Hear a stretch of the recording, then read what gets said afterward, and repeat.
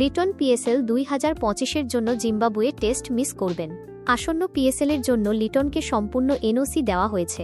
বাংলাদেশ দলের wicketkeeper batter Liton Das আসন্ন জিম্বাবুয়ের বিরুদ্ধে 2 ম্যাচের টেস্ট সিরিজ মিস করতে চলেছেন, কারণ তিনি আসন্ন পাকিস্তান সুপার লিগের পিএসএল পুরো মৌসুমের জন্য একটি এনওসি নো অবজেকশন সার্টিফিকেট পেয়েছেন। সম্প্রতি ক্রিকবাজকে লিটন নিশ্চিত করেছেন যে তিনি পুরো মৌসুমের জন্য এনওসি পেয়েছেন। অন্যদিকে পেসার নাহিদ রানা জোর দিয়ে বলেছেন যে তিনি জিম্বাবুয়ের বিপক্ষে প্রথম টেস্ট খেলার পরে পিএসএলে অংশ নেবেন।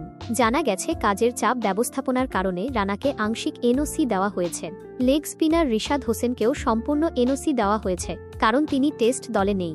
13 জানুয়ারি অনুষ্ঠিত খেলোয়াড়দের ড্রাফট থেকে উইকেটকিপার ব্যাটার লিটনকে করাচি কিংস এবং লেগ স্পিনার রিশাদ ও পেসার রানাকে যথাক্রমে লাহোর কালান্দার্স ও পেশোয়ার জালমি দলে নেওয়া হয়েছে। এর আগে নাজমুল হোসেন, যিনি সদ্য সমাপ্ত আইসিসি চ্যাম্পিয়ন্স ট্রফিতে বাংলাদেশের নেতৃত্ব দিয়েছেন এবং অধিনায়ক হিসেবে তার স্থান ধরে রাখার অন্যতম প্রধান দাবিদার, জোর দিয়েছিলেন যে বিভিন্ন লিগে খেলার জন্য খেলোয়াড়দের এনওসি দেওয়া উচিত।